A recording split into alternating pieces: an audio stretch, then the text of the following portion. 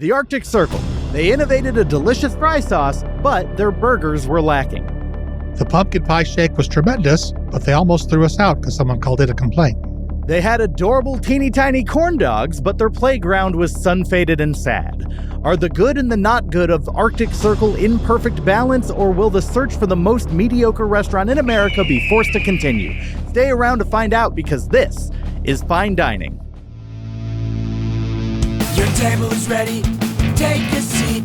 The flavor of the day is mediocrity. Wouldn't you like to try a bite?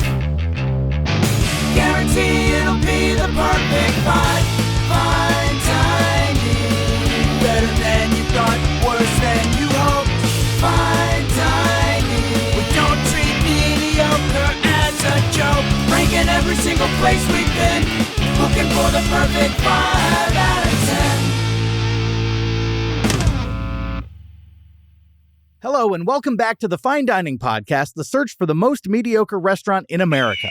I'm your host, Michael Ornelas, and this is the show where I'm looking for the perfect 5.00 out of 10 dining experience, because only once you know what's directly in the center can you tell what's good or not good by comparison. This week, it's time to review Utah-based burger chain Arctic Circle, and because it's a burger chain, I can announce Arctic Circle into the 2025 Septemburger Tournament, along with Cookout and Wendy's. And here to help me dissect the merits of mediocrity that Arctic Circle brings to the table, a man who resides in the center of the Arctic Circle at the North Pole. He's the man of the hour, the anti-Krampus. It's Santa Claus. You're going to dox me like that? Give my exact address? Okay. Look, no one's brave enough to actually, trek there. You don't have to worry. We got kind of a Wakanda Themyscira kind of deal up there. Right. Nobody can get close. Vibranium. I got it wrong last episode. I said unobtainium, and I forget what that's from. That's from Avatar. What just occurred to me is how much time out of the year you have to watch movies. Yeah, that's right. Got a lot of time to get. Yeah, that'll spend, North Pole is kind of boring. Yeah. We have to make all the toys, and there's a lot of admin with the naughty and the nice, and the lists and acquisitions and quantum tunneling and all that. But we got elves, the staff, they handle it. There's departments. Yeah. Now, speaking of naughty and nice, usually I dissect my episodes by talking about what's good and what's not good. But just for this week, we're going to talk about what was nice and what was naughty about Arctic Circle, in addition to what's just there. So without further ado, let's jump in. This is the nice, cinnamon spicy, best friend and Christmas cheer, been good all year. This is the nice, and it's checking it twice. This is the nice. Just having you there, Look, it's almost unfair because Arctic Circle did nothing, but at the same time, the theming of their restaurant being Arctic Circle means that this was plausible and a reason for me to give good. But the magic of kids seeing Santa boosted this experience so much for me. And there's no other restaurant that felt appropriate to take you to. So I am going to let this factor mildly into how I view Arctic Circle. But we got out of the car. There's a girl on the playground, and just immediately, Santa was the most heartwarming thing. Yeah. And, it never gets old. We came prepped with toys to give away. Right. I try to always carry a few toys, So we walked in. She was playing on the playground. Her, I think, mom and older sibling were eating and, having their meal. And I approached them and I was like, hey, would it be okay if your daughter, who just got really excited seeing Santa Claus, would it be okay if... No, I wasn't wearing the full Coca-Cola either. I was dressed kind of casual. Yeah. But people recognize me. They see right through whatever I'm wearing. They know. Yeah. It's the red and the white. It's the fry sauce. I do wear a lot of red and white, to think of it. Oh, well, I'm not hiding. Yeah. The funny thing about being in the real world, walking around normal places, is it's like people don't expect to see Santa Claus. And most people don't believe in Santa Claus. Right. So no one gives me much hassle. It doesn't register. Yeah. It doesn't register. Yeah. Except for kids like that kid on the monkey bars.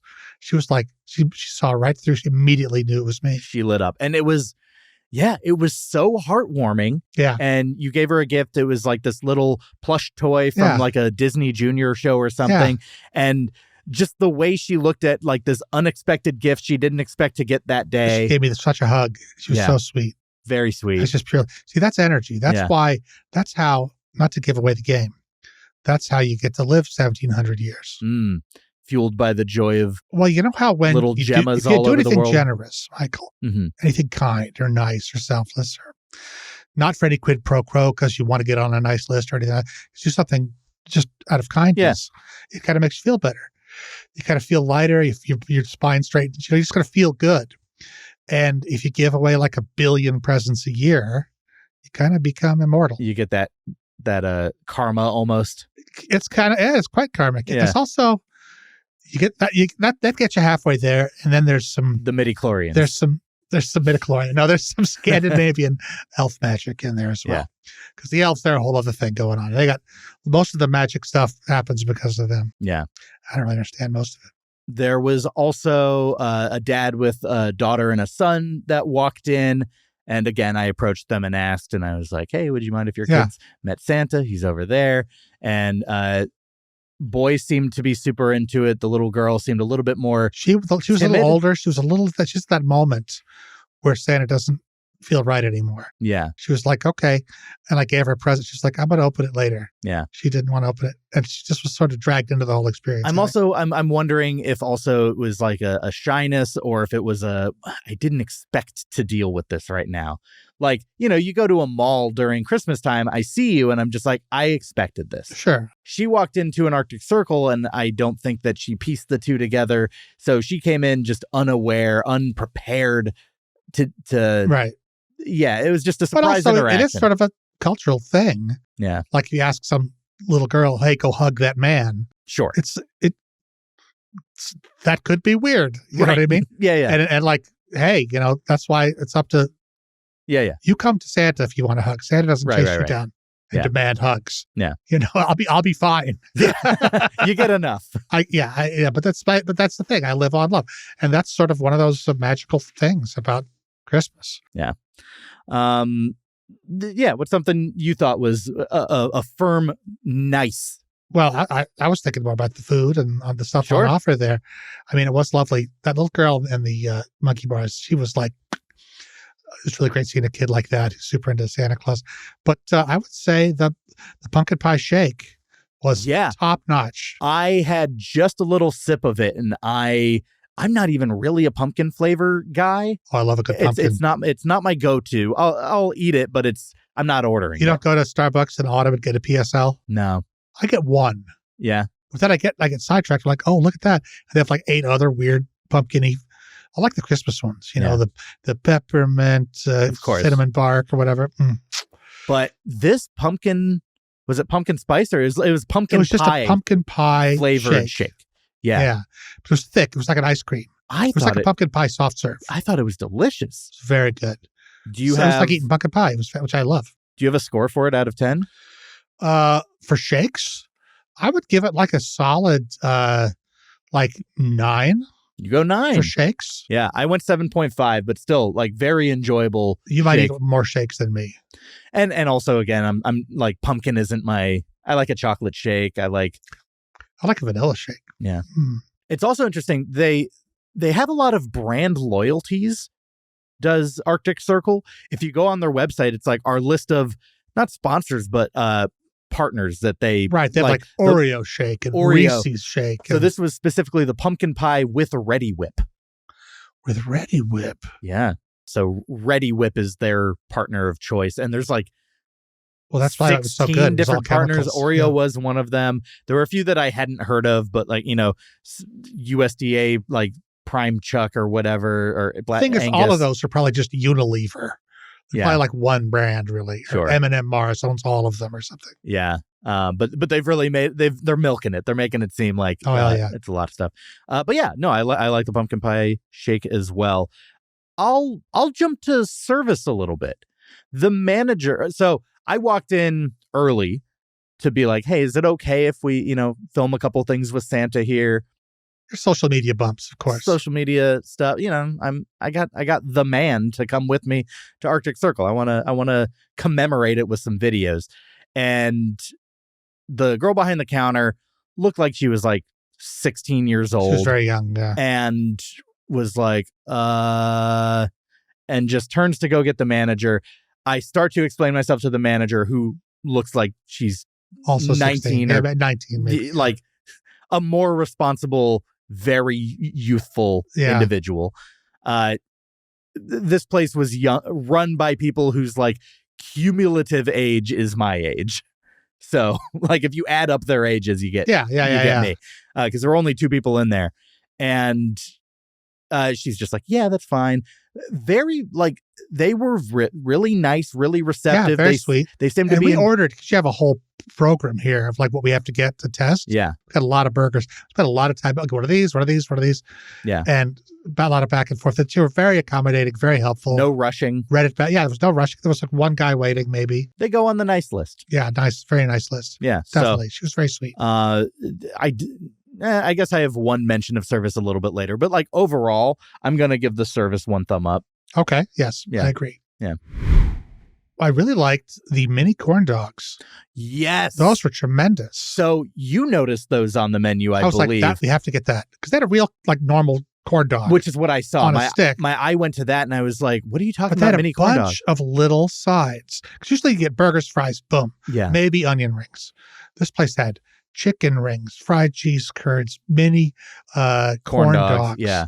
And chicken rings and fries and onion rings. And the onion rings, they were sweet Spanish onion rings. So it wasn't just onion rings. They had some qualifiers, and we'll get into those. But I do want to talk about these mini corn dogs. Yeah, they were good. I guess I had low expectations, but like it's like if you, I mean, look, it's literally the ingredients of corn dogs, but it tasted so much. It scratched the itch. Did you ever make for a cocktail party, pigs in a blanket? I've had pigs in a blanket, yeah. Because you buy those little smokies, which are like 1 inch. They're like breakfast sausages, basically. Yeah. And then you roll. But this is that, but then rolled in. Battered. Rolled in cornmeal like dough and then deep fried. That little crunch. They're a perfect little pill, you know. I don't know if they were little smokies or some even smaller hot dog. They were very small. Because they were like with the breading, they were the size of a little smoky, you know? Yeah. I feel like that's the product, is the little smoky that you want to start with. Maybe. But god dang, they were good. It hit. I would get these no again. No sauce necessary. Like, I'll say this. Arctic Circle, while the burgers we'll get to later, like, I don't think this is like an amazing burger place by any stretch. I agree. But they do have some very unique sides that I liked. That pumpkin pie shake was good. Like, I would be happy to go back to an Arctic Circle. I would totally get the corn dog things again. And I know you don't care for the queso, but the cheese curds were excellent. They had a great spicy quality to the breading that I really liked. And I thought, well, this is good hot, but it's going to be terrible when it's cold. But then like half an hour later, they were still pretty good. Yeah. There was a little bit more, less yielding, you know, a little bit more solid. Still really liked them. It's kind of like a mozzarella stick, but better, I think. If you had to score the cheese curds against... just out of 10, just against every food you've ever had. Oh, okay. I would say probably 6. 6? Yeah. The mini corn dogs. More like 8. Yeah, I went 7.5 out of 10. I feel like I went too high on the pumpkin shake. It went against everything I've ever eaten. What would you? I think it's more like a 6 or 7. Okay. Now another thing that the other side that I would firmly put in the nice column here is those Spanish sweet onion rings. See, I didn't like those very much. You didn't? Oh man, those onion rings. Well, I tell you, it's kind of like the In-N-Out fry. They were bona fide. You could see the onion in there. It's really like a ring of onion unfiddled with. And the onion itself was pretty good, but there was not enough of that delicious breading on there. I didn't think. To me, I thought the ratio was good. It scratched my itch for it. The sweetness of the like sweet Spanish onion ring or whatever it is was such a subtle amount of sweetness, but enough for it to have a unique taste that I really enjoyed. My other complaint with them as a toy maker was ease of use, because fry sauce came in a little bucket. Yeah, you have to do the little crunch. And the onion rings were rigid circles. Yeah. So if you went, they were like not go in. You have to like crush them. Yeah, you to make them skinny and poke them in there. Yeah, you make them ellipses, onion ellipses. Because the trouble with all onion rings, or the hazard with all onion rings, is you bite halfway through it, and then you do that, and then you haven't bitten all the way through it, and you drag that hot strip of onion out of the breading. hits you in the beard. And then you have to lap it up, or you have to shove the whole thing in. It's unappealing. undignified. Yeah. I like one like a Burger King and you just bite right through it. Mm. And maybe it's like a reconstituted onion extrusion or something that they then wrap in batter and deep fry, but I'll take it. I like a softer battering on my onion rings, like a tempura battering or something. Umami Burger used to have the best onion rings in the game, but they've gone. I was saying I've kind of rediscovered Burger King lately, and it's because the onion rings. Yeah. Which McDonald's never has even tried. Yeah. Well, I'd never say never. Interesting. They probably have, I'm sure they've tested it. I don't think they've ever. If you go to other countries, the McDonald's is totally different. But again, that's a whole other podcast. Yeah. Are we still in the positives here? We're still in the positives. All right, let's talk about it. The fry sauce. The fry sauce. So I'm a big believer that just because someone innovated something doesn't mean they do it best. Oftentimes they don't. Someone invents something, someone else takes that ball, runs with it, takes it further down the field. Case in point, there are some movies that are classically innovative to the overall language of film, but I would still prefer to see the things decades later that have taken those ideas and run with them than the originals. Okay, for example. Like The Sting being a movie where people are like, it has this amazing twist ending. I've just seen so many movies with twisty endings that I guess rocked my world more than The Sting. Like The Usual Suspects, I would take over The Sting. But you see, that the whole twisting ending thing, like The Sixth Sense, M. Night Shyamalan, that I don't like, because the whole point of those films is what the hell's happening, and the payoff is, oh, that's what was happening. Yeah. And you get this thing, they're like, oh, everything I knew was wrong. That TV show Westworld was like that. Right. And now all TV shows like that, where it's told inside out, it's told backwards and out of order. Whereas in the old days, things happened in order. In The Sting, it all happens in order. And just at that last little bit, you're just sucked into the trick, and then you get this horror drama of the bad thing happening, and then it turns out it's really a good thing. Mm-hmm. And that's what tricks you there. That's why that one stands out as being especially good, because there's you go, oh no, and then in a completely logical way, it turns out the good guys win and the bad guy loses, and it's incredibly satisfying. Yeah, I mean, I'm not saying that I don't like The Sting. I'm just saying there are, and I don't mind the inside out storytelling. We're talking about ketchup though, aren't we? So, anyways, so when we're talking about the original fry sauce, versus people or companies that have made their own version of it, for example, I've said Dave's Hot Chicken, they have their own proprietary Dave's sauce, which I would prefer, but I guess it set my expectations at it's the original, it hasn't evolved much, and it's just whatever. I really liked, sure, it's just ketchup and mayo, but it's the right ratio. What do I want on French fries? I want either ketchup or mayo.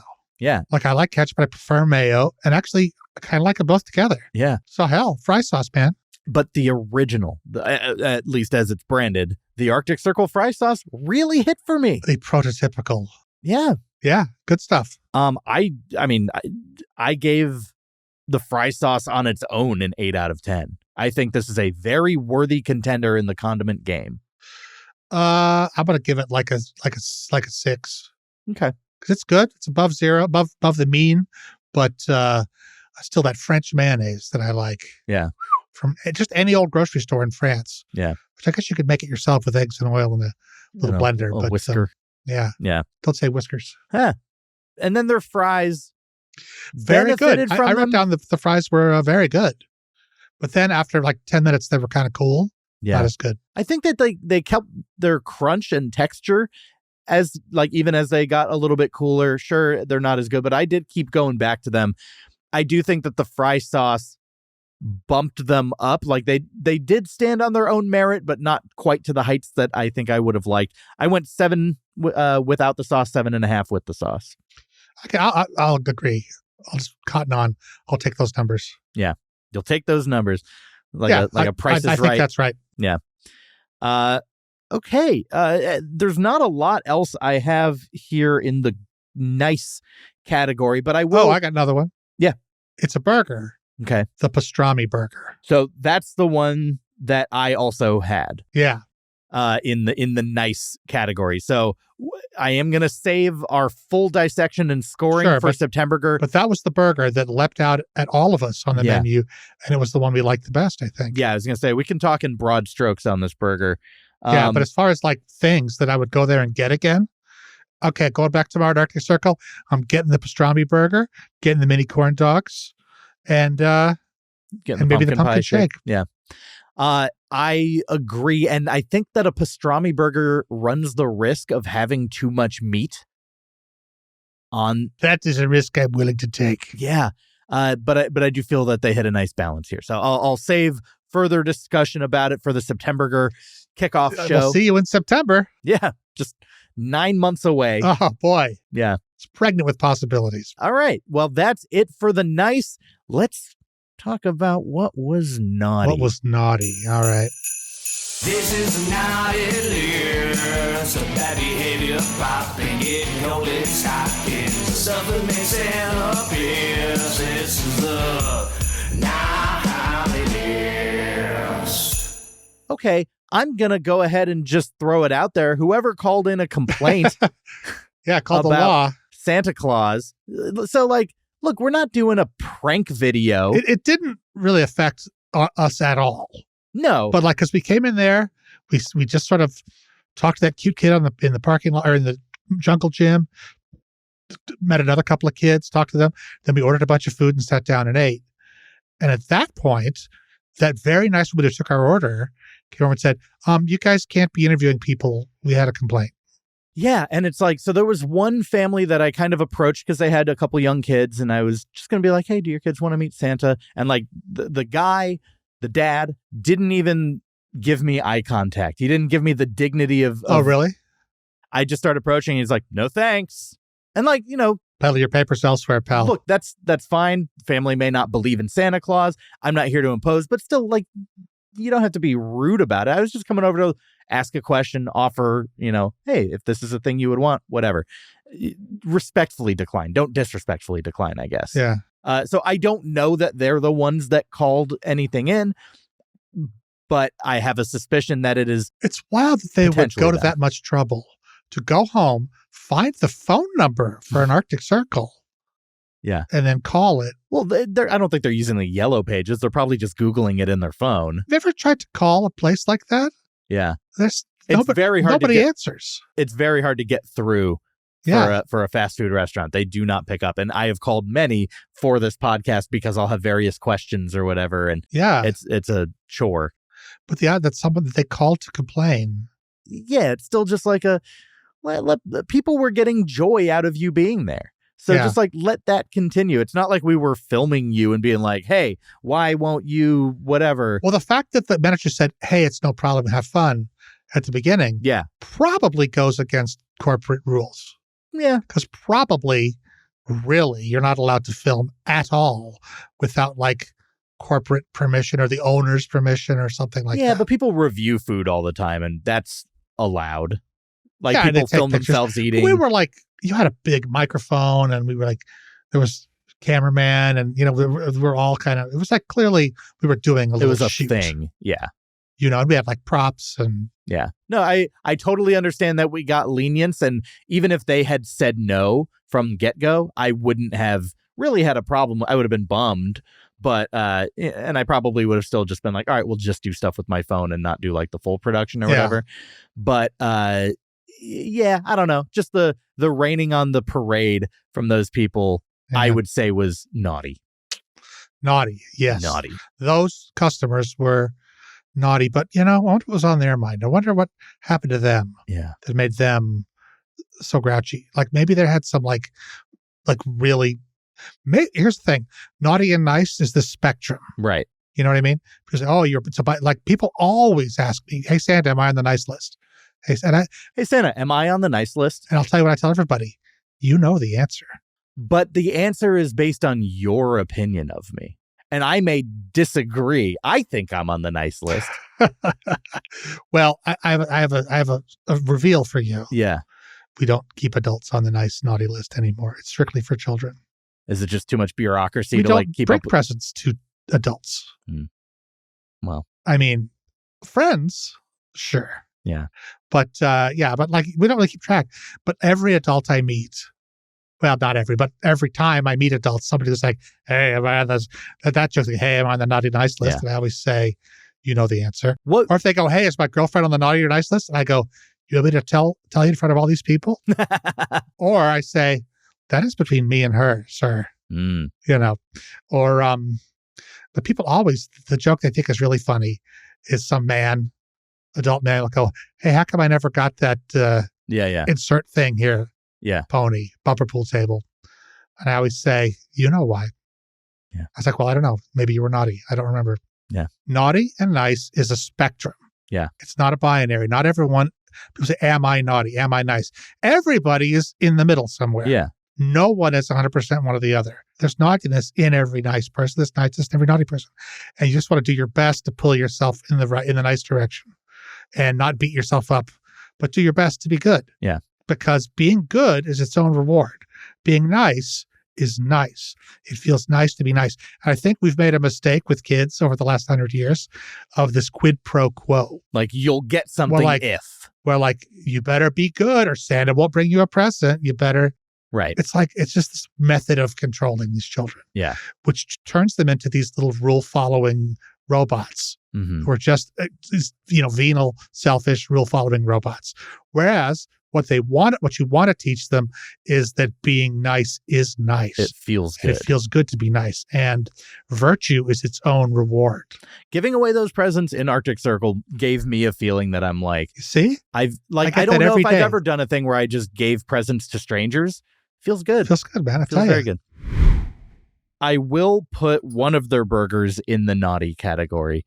I thought that the Black Angus bacon burger, not a good burger. I thought it was fine. I mean, it was very ketchup forward, that burger. Yeah. It was ketchup and mayo, I think, but they were separate. Yeah. Well, we'll keep further details about it. I'm just saying I'm putting it in this category. Yeah, at the time you were like, I don't like this at all. I was like, it's fine. It just tastes like a ketchupy burger. Yeah. If listening to this episode helps you with your Septemberger bracket in 2025, keep note of where these are falling. They're hints. They're meant to help you.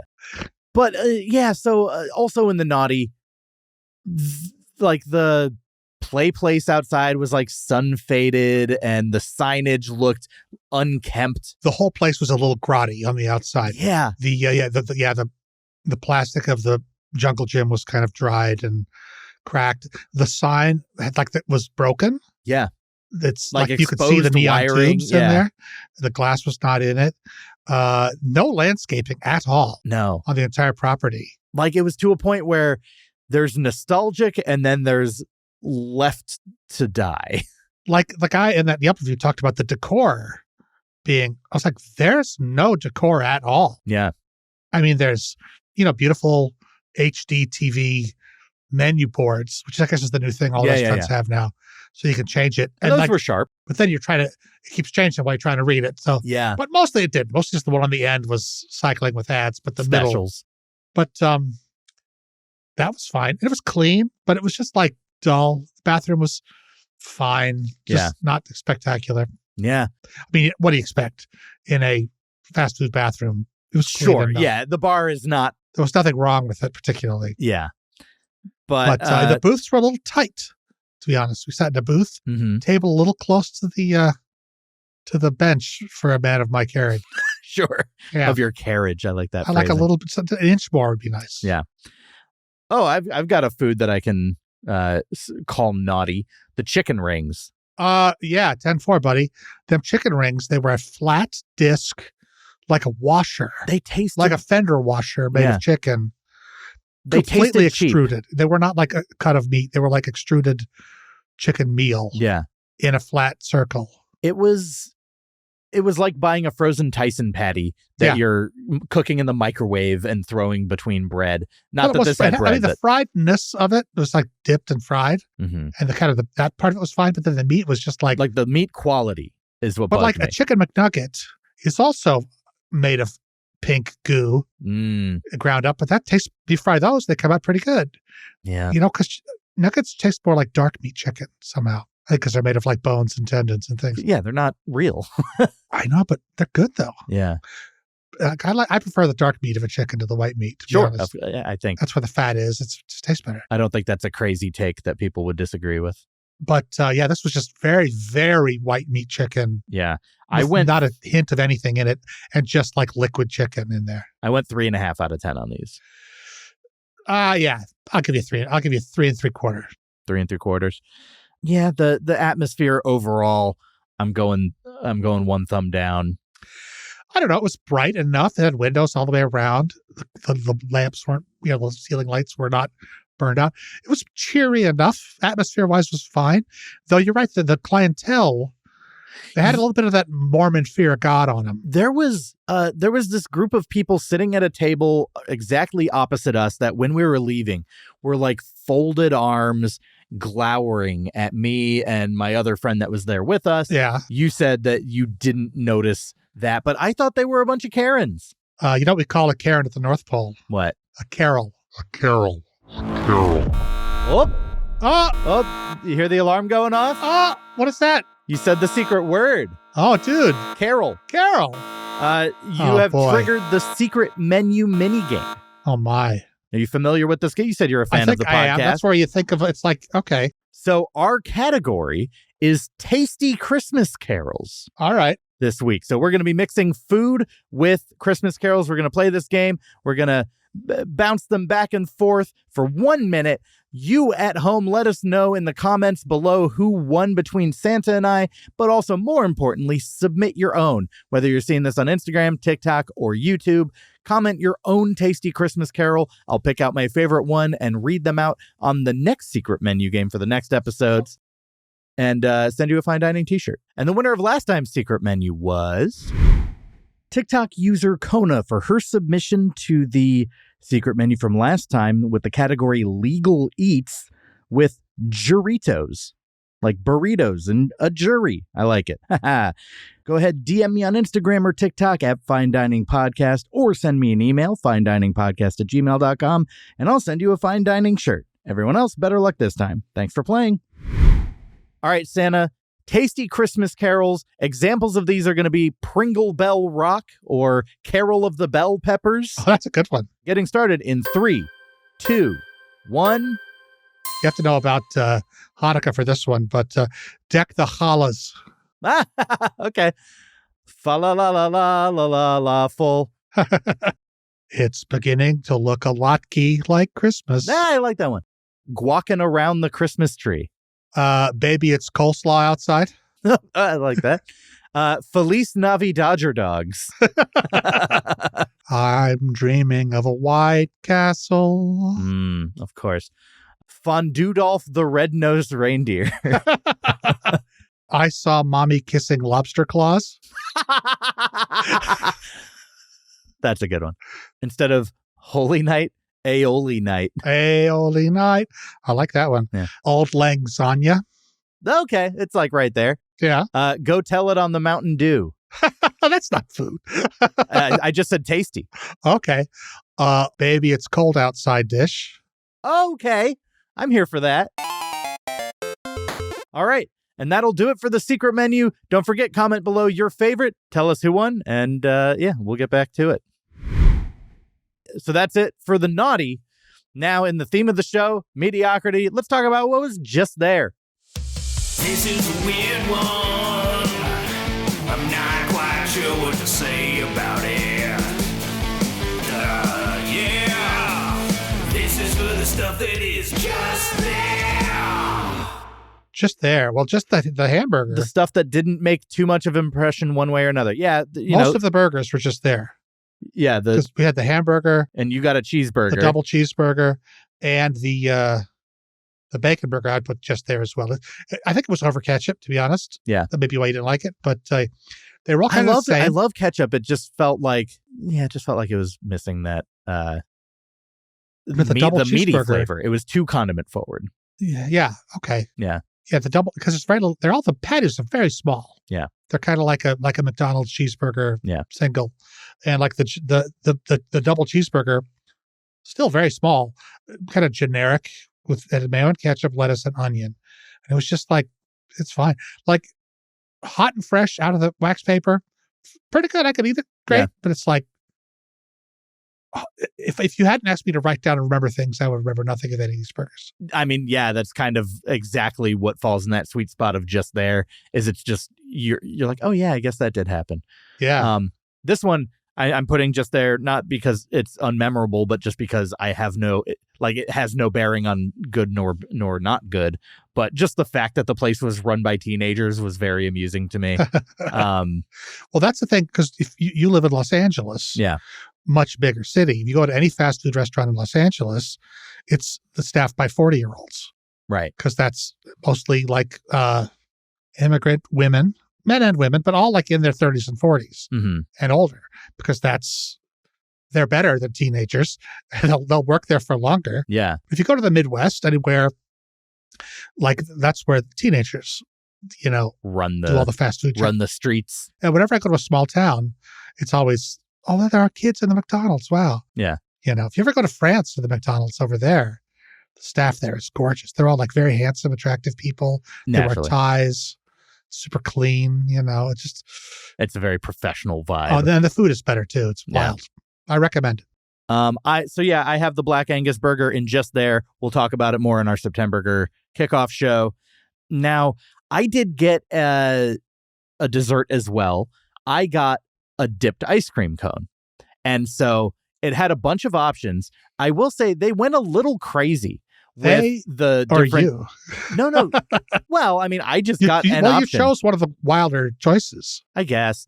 But they had like 7 infused ice cream flavors that come out of the little pull tube. There was like a brown one, a yellow one, a pink one, a green one. Like the soft serve machine.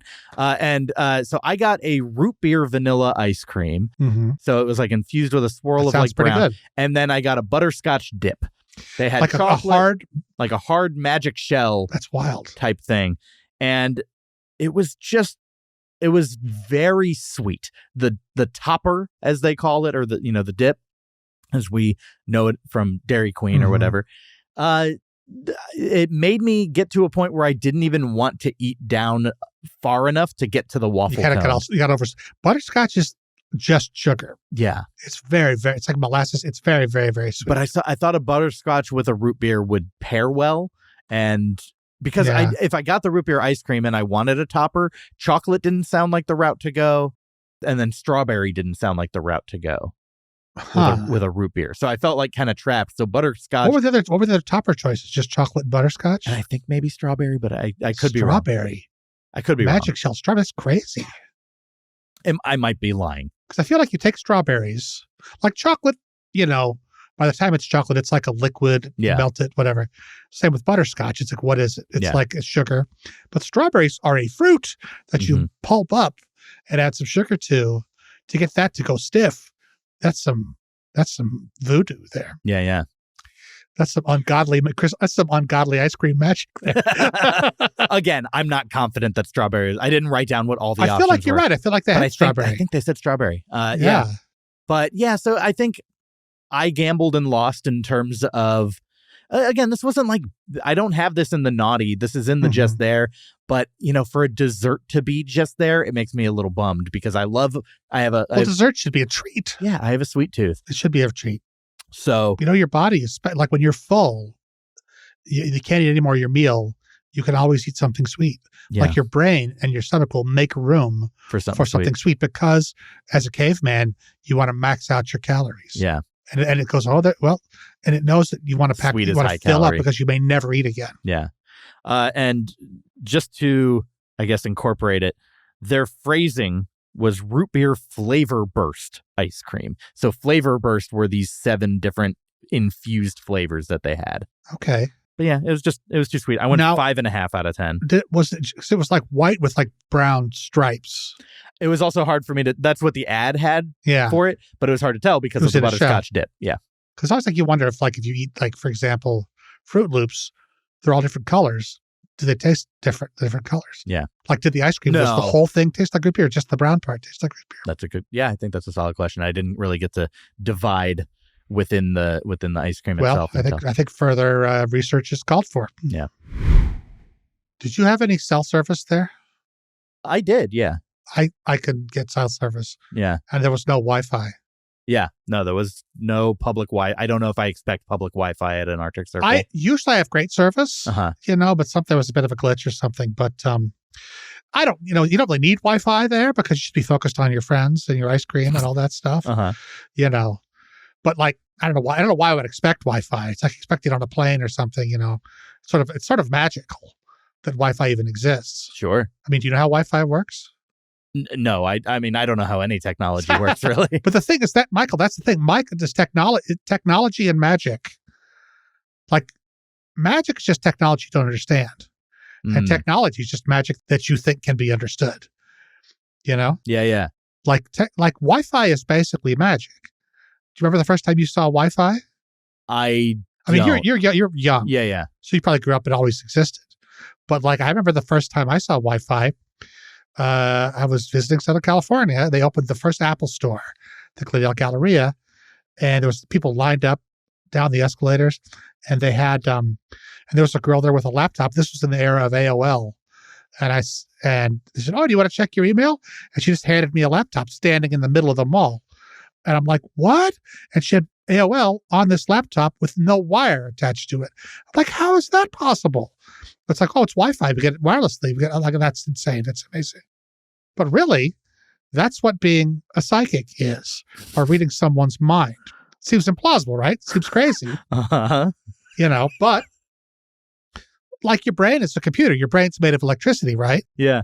And it's kind of got RAM, and you have memories, and you have your thoughts and all that stuff. And it's putting out a lot of electricity. And maybe there's like a weak Wi-Fi cloud connecting all of us. And like if you die, or what a ghost is just your memory, or someone else's memory that's still kind of lingering in the cloud. You know what I'm saying? If someone reads your mind, they're probably tricking you. They're probably just reading your posture and just inferring what you're thinking. But maybe you're literally broadcasting it, and maybe someone is tuned in. So their instrument is tuned in to that invisible signal that no one. Listen, the human body is incredible. All this stuff just evolved, right? Like, over millions of years, we figured out how to like you can open a newspaper and you've got 2 pages there instead of 1 with just your fingertips, right? Can you imagine designing a machine that could do that? The levels of technology just to get to that? But we just do it like that for free, right? So maybe we have Wi-Fi built in all the time. You know what I mean? Yeah. And maybe that's, like if you ever saw Coco? Yeah. Remember the Pixar film Coco? Yeah. It takes place in the Mexican afterlife, right? Which is based on people's ofrendas, where they have pictures of their ancestors. And the entire existence in the afterlife is powered by the imaginations of the people you've left behind. And when they stop remembering you on Earth, you vanish from the afterlife. Remember that guy in the sad hammock full of his junk? And he just vanishes because the last person who knew him on Earth died or forgot about him. Yeah. And that's the idea that that's what the afterlife is. It's just a collective unconscious of everyone's imagination of you. Plausible, right? Yeah. And that is all that was just there at the Arctic Circle. Yeah, no Wi-Fi. What's the deal, Arctic Circle? What's the deal, man? I don't care. You think on levels that I can't. And that's why you have the job that you do. But I can't remember everything. Yeah. Can you imagine if you remembered every place you've been for the last... I'd hate it. I like, the key is forgetting. Yeah. The key is letting stuff go and dumping data. I dump data all the time, and I get in so much trouble for it. Like, I'll invite a friend to a sandwich shop that I'm like, "Oh, you've got to try this place." They're like, "You took me there 2 weeks ago." And I'll be like, "Oh, well, you want to go again?" Like, so you remember the sandwich, we didn't remember them. Well, it's because I've had that sandwich 80 times with different people, and I always am trying to show it to new friends, so I don't necessarily remember which ones I have and haven't. Well, I always find if I'm with the same people for like 3 days, I work my way around to telling the same stories again. Yeah. Yeah. I get like you that told too. me that story. I will say, just to give a free plug, High Mart Sandwiches, Papa Georgie's High Mart Sandwiches in North Hollywood, California, get the garlic chicken sandwich. It is my favorite sandwich. Is that the one you were telling me about that's behind the donut place? Yes. Okay. Yeah. And then speaking of just there, the food overall, I'm just going there. Thumbs in the middle. Yeah. Right? Like, there were some things I really liked. There were some nice outliers with the corn dogs and the cheese curds, but then the burgers were just so down the crack. Yeah. Down the middle. So, right in the middle. Great. Well, that's all the discussion we have about our time at Arctic Circle. It's time to wrap it all up into a number. But, Santa Claus, I've been doing this for, like, I've gone to like 90 restaurants or something display, like that. It's been a while. My scale is a little bit more calibrated. You're a first-time joiner on this journey, so I'm going to ask you to stop by the Calibration Station. Calibration Station, comparing this meal to the best of the worst. Calibration Station, chugga, chugga, chugga, chugga, choo-choo. Somewhere to be? Oh, no. I'm just waiting for the theme song to end. So the Calibration Station, I am going to ask you to calibrate your scale, the 0 out of 10 dining experience that you've had, the 10 out of 10, so that we can properly judge where Arctic Circle falls between those for you. Okay. So briefly, what's your 0? What's the worst restaurant dining experience you've ever had? I think my 0 is got to be Subway. Yeah. Because I just cannot stand Subway. I don't like I've had okay sandwiches there, but you have to buy like the most expensive, hottest one they have. Yeah. Then it's like, okay. But like, I don't know. The baseline is just so low. Baseline is just not good. Do you know why there are so many Subway places? And there's the whole like Jared thing that's a black mark on them. Yeah, their spokesman was a pedophile. Yeah. Oh, well, that's bad luck. But yeah. Do you know why there are so many Subways in America? Why? Because you don't have to have a kitchen for a Subway. Oh, that's right. Because they don't cook anything. Yeah. It's just cold sandwiches. Yes. And it's just it's always, since it started in the 80s or 70s, it's notoriously the cheapest fast food. Yeah. So that's a way to prove to anyone you don't care about them by bringing them Subway. It's so low quality. So that's your 0. Yeah. All right. You're 10. There's a restaurant in the south of France called the Palme d'Or. The Palme d'Or is the Golden Palm. Mm-hmm. That's the highest prize at the Cannes Film Festival. So they're on the Croisette in Cannes, where they invented the film festival. It's the first film festival in the world. There's a restaurant called the Palme d'Or. The walls have pictures of Alfred Hitchcock and Cary Grant and all these famous people eating there. And I got invited to a chef's tasting. So I got to sit in the one table that's in the kitchen. Yeah. It's like a banquette facing the kitchen. And it's like the outer restaurant's all beautiful and moody and gorgeous, golden and everything. It's like a Buca de Beppo. They have a seat in the kitchen. Well, I think it goes back farther, but it's all tile, and there's one tile that said, si ne pas connaisseur, obstiné, which means if you don't know what you're doing, don't do it. Yeah. Which is a good rule for a chef's kitchen. And we had like 8 things. Like the amuse-bouche was this little tiny like ice cream cone about an inch high. The cone was, I forget what the cone was made of, some kind of cracker, but the scoop was tuna tartare. Yeah.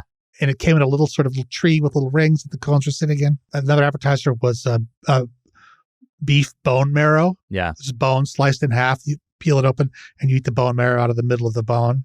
Very intense, but like a wild, incredibly savory flavor. Yeah. And the main course was rabbit on a swing, which was rabbit that had been like tied, and I don't know I don't know what part it was of the rabbit. Right. It was like meat rabbit tied on this little armature, like a swing set. It was meant to be playful and evoke circus and like ice cream cup. And it had to be like, they put it down swinging. Yeah. So the rabbit had to be moving.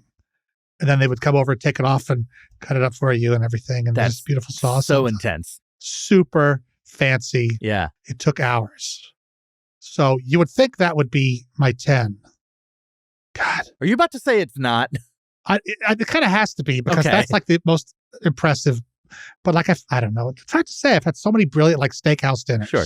But it's not hard to make a really incredible steak and potato and cream spinach. Like I could make that right now. You could make that right now. But I could not make rabbit on a swing. But rabbit on a swing? Yeah. Ooh la la. All right, so that is your 10. You are calibrated. Now, somewhere between these two. It feels good to be two, calibrated, Michael, I must say. Right? Somewhere between these two. Okay. Arctic Circle. Final rating. This is the moment we've been waiting for. It is time to reveal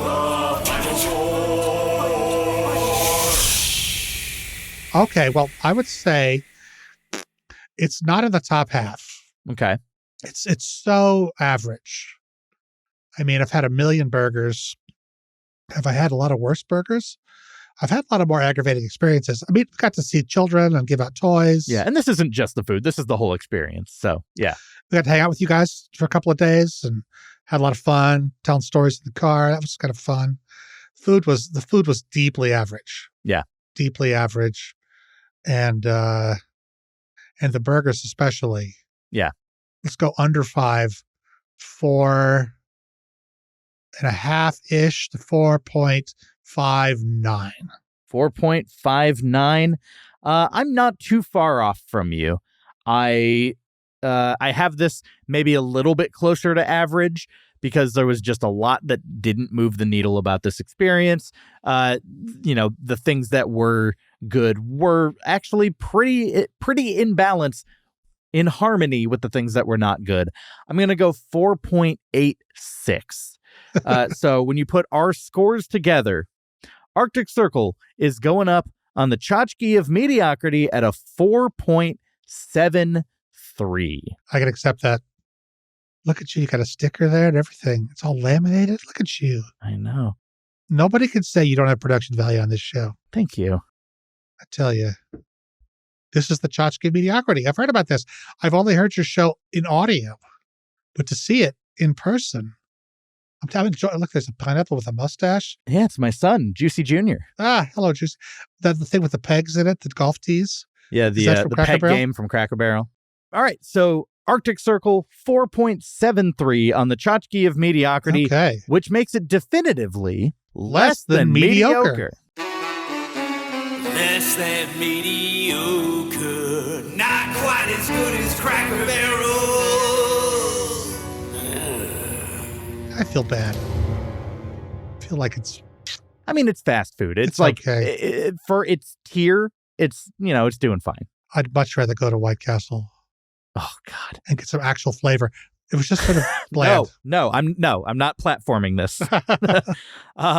But because it wasn't the perfect 5.00 out of 10, it means that I have to keep looking. I have to go somewhere next time. Yeah. I am taking next week off. It is New Year's Day. So I'm not going to be reviewing a restaurant, but I need to go to the You Must Bowl to see where I'm going to go. Oh, do I get to pull it out? I do. Sorry, Santa. This bowl is sacred. It's like you wouldn't let me reach in your toy bag. Of course I would. Okay, don't make me the bad guy here. Well, I would look not the real one, but if I brought a toy bag to your house at a party or something, you could absolutely reach in there. All right, next week I will be going to and reviewing IKEA Swedish Bistro. The IKEA food court. So anyways, Santa, thanks again for joining me for the second week. It's been my great pleasure, Michael. For going to Utah with me to review Arctic Circle, to have this experience. Today is Christmas Day, so you're all done, I assume. You get to relax. Well, we recorded this a couple days ago, but yes, by the time you hear this, I will be in Hawaii. I go to Hawaii and Mrs. Claus comes down and we spend a couple of weeks in Hawaii. Not a bad gig. Just sort of unplugged. Not a bad gig. And the elves tear it up there.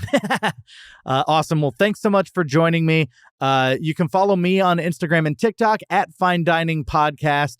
You can play along to the Secret Menu mini game. You can check out my Patreon episode dropping in 6 days on Dick's Last Resort. You get your 7-day free trial for that. Well, we didn't find the most mediocre restaurant in America. The search does, in fact, continue. I'll see you next time. Have a fine day. The search continues. We still need the perfect five. The search continues. Like and subscribe.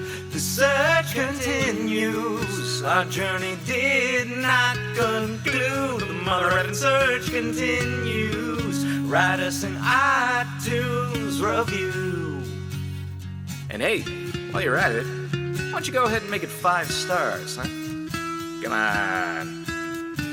Follow us on TikTok, the same on Instagram, all the socials at Fine Dining Podcast.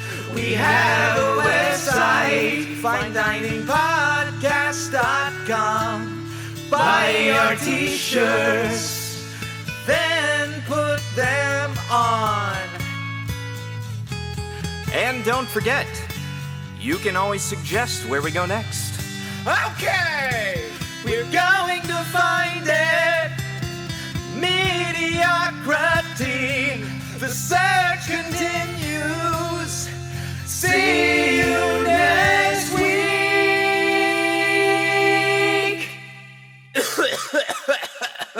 Hurt my throat a little. Have a fine day.